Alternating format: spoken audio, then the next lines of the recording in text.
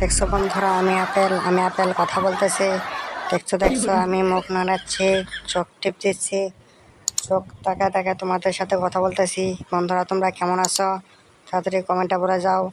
Hello বন্ধুরা, দেখছো বন্ধুরা, আর অন্যগুলা আপেল কথা বলতে পারে না, আমি কথা বলতে পারি।